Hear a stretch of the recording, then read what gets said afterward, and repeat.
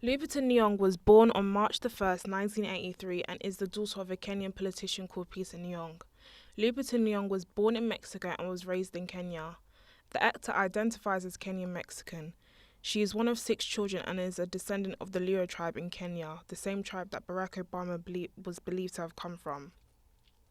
Her and her family left Kenya due to political repression and unrest. After the age of 1, her and her family moved back to Kenya, where she attended the International School of Ruzinga. From there, she then grew inspiration and motivation to start her own school plays. At the age of 14, she made her first acting debut in Romeo and Juliet. Lupita knew that she wanted to be an actor from the age of 5. She grew up with her family that liked to perform as well as she did, which actually made her want to be an actor. Her first film that inspired her was The Color Purple, which was directed by Steven Spielberg. When she saw Whoopi Goldberg in the film, she was impressed as she saw someone that represented her. That's when she believed that she could become an actress.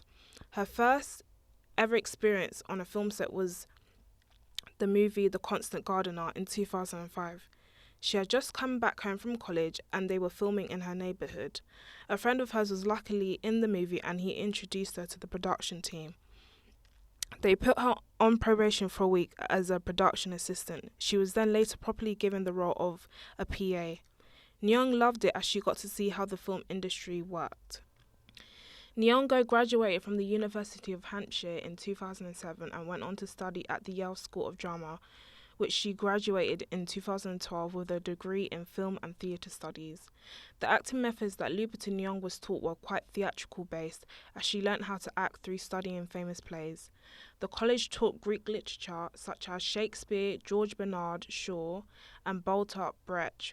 Also during her time in university, she made a documentary called In My Genes, which follows people with albinism who suffer from discrimination in Kenya. She made her first feature film role as Patsy in Steve McQueen's historical drama 12 Years a Slave in 2013, which was her first major film. In 2014, Lupita Nyong won her first Oscar for the Best Supporting Actress for the feature film 12 Years a Slave. She said, "I'm glad I didn't know about the search for Patsy. I was not aware of all of this. I only became aware of it during this press tour. I was about to graduate from the School of Yale Drama, and my manager received the script for her client, Garrett Dillahunt, who plays Armsy in the film, and she thought that would be a great role for Patsy. I put myself on tape in New York with her help, and then a week later I was in Los Angeles and I went into the audition with Frances Maisler, the casting director. She put me through the ringer, then finally I was invited to Louisiana to audition for Steve. After Lupita auditioned in 3 different states, she then later flew back to New Haven. Within 24 hours, she received phone calls offering her a role. In 2015, she made her Broadway debut as a teenage orphan in the play Eclipse. That year, she was nominated for a Tony Award for her performance. In 2018, she starred in the movie Black Panther, directed by Ryan Coogler. This film made $1.3 billion at the worldwide box office. This movie was important to people of colour as there has been a lack of representation in the film industry. This film sparked a discussion and a positive change in representation. Lupita Nyong has starred in the movie Us, which was released on the 22nd of March 2019 and directed by Jordan Peele. She plays the main character Red, who returns to her beachfront home with her husband, son and daughter. Haunted by her traumatic experiences from the past, Red grows increasingly concerned that something bad is going to happen to her. Her worst fears soon become a reality as she fights for survival.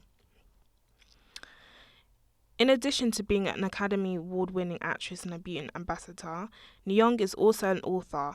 Her entitled book is called Solve, and it is about a girl who comes to accept her midnight-coloured skin, which is a thoughtful way to show children their special beauty.